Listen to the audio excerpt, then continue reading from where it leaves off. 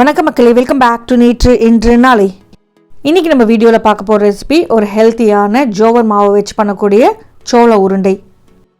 இந்த சோள உருண்டை பார்த்தீங்கன்னா செம்ம டேஸ்டியாக இருக்குங்க. சுட சுட சர்வ் பண்ணுங்கள், தொட்டுக்கிறதுக்கு எதுவுமே தேவையில்லை. இன்றைக்கி நான் வீடியோவில் அதோட சால்டட் ஸ்பைசி வெர்ஷனும் போட்டிருக்கேன், ஸ்வீட் வெர்ஷனும் போட்டிருக்கேன்.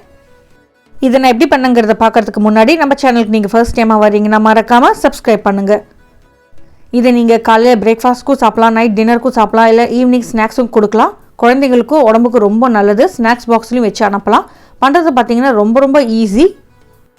இந்த உருண்டைக்கு முக்கியமாக பார்த்திங்கன்னா தொட்டுக்கிறதுக்கு எதுவுமே தேவையில்லைங்க, அப்படியே நீங்கள் பிச்சு சாப்பிட்லாம். நல்லா சூடாக சாப்பிடும் போது சாஃப்ட் அண்ட் ஸ்பஞ்சியாக இருக்கும். ஆறி போச்சுன்னா கொஞ்சம் ட்ரை ஆகிற மாதிரி இருக்கும். நம்ம நார்மல் அரிசி மாவு வச்சு பண்ணுறதோட இந்த மாதிரி மில்லட் மாவில் யூஸ் பண்ணி பண்ணும்போது நம்ம உடம்புக்கு ரொம்ப நல்லது. கடைகளில் உங்களுக்கு ரெடிமேடாக வெள்ளை சோள மாவு, ஜோவர் மாவுன்னு போட்டே விற்கும்.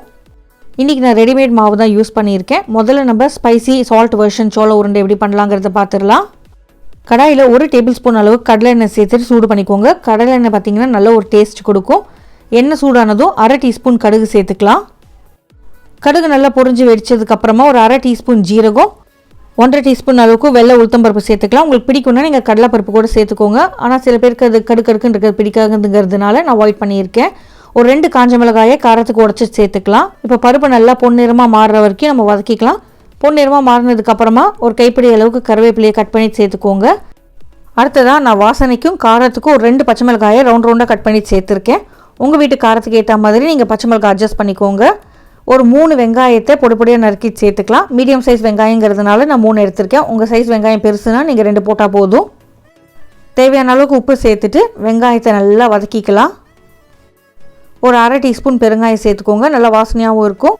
இதுலேயே ஒரு 4 டேபிள் ஸ்பூன் அளவுக்கு துருவின தேங்காய் சேர்த்துக்கலாம். தேங்காய் பார்த்திங்கன்னா நல்ல ஒரு ஃப்ளேவர் கொடுக்குங்க. சாப்பிடும்போது நம்மளுக்கு டேஸ்டியாக இருக்கும். தனியாக ஒரு சைட் டிஷ்ஷே தேவையில்லை. ஒரு கைப்பிடி அளவுக்கு தாராளமாக பொடிப்பொடியாக நறுக்கின கொத்தமல்லி இலைகளை தூவி விட்டுட்டு நல்லா கலந்து விட்டுருங்க. ஒரு 2 நிமிஷம் வதங்கட்டும். அவ்வளோதாங்க, நம்மளோட உருண்டையோட பேஸ் ஆல்மோஸ்ட் ரெடிங்க. இப்போ ஃப்ளேமை நல்லா லோக்கு மாற்றிட்டு 1/2 கப் அளவுக்கு ஜோவர் மாவு சேர்த்துக்கலாம், அதாவது சோள மாவு. இந்த வெங்காயத்து மேலேயே நீங்கள் டைரெக்டாக சோள மாவு சேர்த்துட்டு நல்லா கலந்து விட்டுருங்க. 1 நிமிஷத்துக்கு வெங்காயத்து கூடவே இந்த எண்ணெயில் நல்லா ரோஸ்ட் ஆகட்டும். ஓரளவுக்கு ட்ரை ஆகி பொறன்னு ஆகிடும். இந்த ஸ்டேஜில் நீங்கள் கொஞ்சமாக வெந்நீர் சேர்த்து கலந்து விட்டுட்டே இருக்கணும். மாவு நல்லா உருண்டை பிடிக்கிற பதம் வர வரைக்கும் நீங்கள் கொஞ்சமாக வெந்நீர் சேர்த்துட்டே வாங்க. ஒரேடியாக சேர்த்துடாதீங்க, நீர்த்து போயிடும். கொஞ்சமாக சேர்த்து கலரி விட்டுட்டே இருங்க. ஓரளவுக்கு இது ஆறுனதுக்கப்புறமா நம்ம உருண்டை பிடிச்சிக்கலாம். சூடாக இருக்கும்போது உங்களால் ஷேப் பண்ண முடியாது, அதனால் மிக்ஸ் பண்ணிவிட்டு கொஞ்சமாக கரண்டியில் எடுத்துகிட்டு ஷேப் பண்ணி பாருங்கள். நீங்கள் இது ட்ரையாக இருக்குன்னு ஃபீல் பண்ணிங்கன்னா கொஞ்சம் வெந்நீர் தெளித்து விட்டுக்கோங்க. இல்லை நிறைய தண்ணி சேர்த்துட்டிங்கன்னா நீங்கள் அடுப்பில் வச்சு கொஞ்சம் நேரம் கிளறினீங்கன்னா உங்களுக்கு தண்ணியெல்லாம் இழுத்துக்கும்.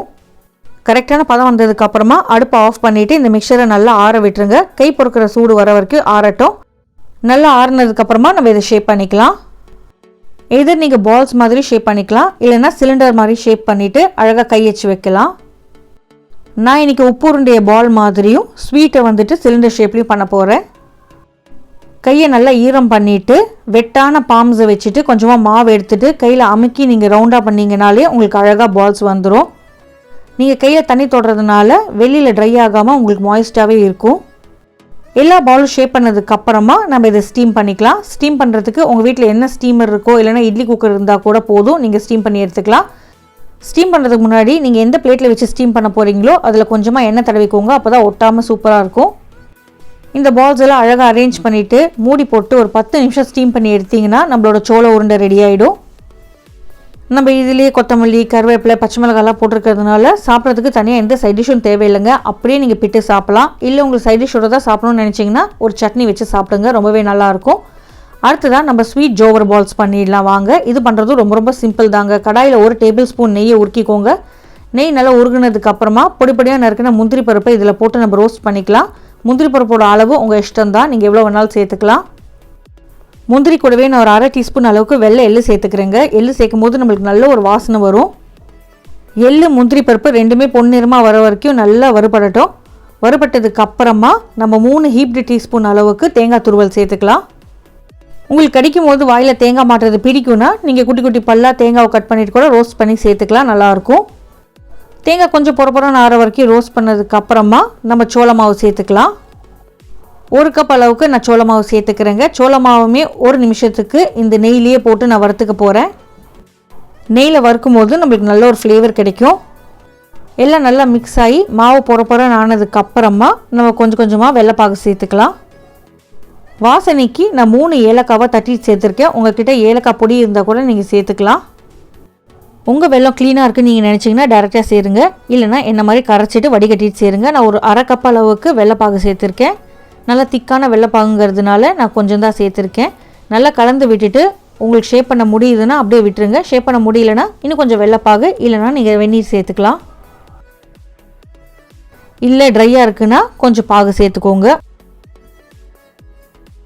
அடுப்பை ஆஃப் பண்ணிவிட்டு ஆறுனதுக்கு அப்புறமா நம்ம ஷேப் பண்ணிக்கலாம். ஷேப் பண்ணுறதுக்கு முன்னாடி கையை நல்லா நினச்சிட்டு ஷேப் பண்ணுங்கள். அப்போ தான் ட்ரை ஆகாமல் இருக்கும். நான் இன்றைக்கி ஃபிங்கர்ஸ் மாதிரி ஷேப் பண்ணியிருக்கேன். எல்லாம் ஷேப் பண்ணதுக்கு அப்புறமா இட்லி குக்கர் இல்லைனா ஸ்டீமரில் நெய் க்ரீஸ் பண்ணிவிட்டு அதில் வச்சுட்டு ஒரு 10 நிமிஷம் ஸ்டீம் பண்ணி எடுத்திங்கன்னா உங்களுக்கு ஸ்வீட் ஜோவர் பால்ஸ் ரெடி ஆகிடும். உப்பு காரம் ஸ்வீட்டு ஒன்றுக்கு ஒன்று சலிச்சது இல்லைங்க. செம்ம டேஸ்டியாக இருந்தது. உடம்புக்கும் பார்த்திங்கன்னா ரொம்ப நல்லது. உங்கள் வீட்டில் இந்த ரெசிபியை கண்டிப்பாக ட்ரை பண்ணி பாருங்கள். ட்ரை பண்ணி பார்த்துட்டு உங்களுக்கு பிடிச்சிருக்காங்கிறத எனக்கு கமெண்ட்ஸில் சொல்லுங்கள். உங்கள் வீட்டில் கெஸ்ட் யாராவது வராங்கன்னா இந்த மாதிரி ஹெல்த்தியான ஸ்நாக்ஸ் கூட நீங்கள் சர்வ் பண்ணலாம். முக்கியமாக இந்த உருண்டையை நீங்கள் சூடாக சர்வ் பண்ணும்போது தான் சாப்பிட்றதுக்கு நல்லாயிருக்கும். ஆறி போச்சுன்னா கொஞ்சம் ரப்பரி ஆகிடும். இந்த வீடியோ உங்களுக்கு பிடிச்சிருந்தா நம்ம சேனலுக்கு நீங்கள் ஃபர்ஸ்ட் டைமாக வர்றீங்கன்னா லைக் பண்ணுங்கள், ஷேர் பண்ணுங்கள், மறக்காமல் சப்ஸ்கிரைப் பண்ணுங்கள். இன்னும் ஒரு நல்ல வீடியோவோட உங்களை நாளைக்கு சந்திக்கிறேன். Until then, take care. Bye bye. Thanks for watching.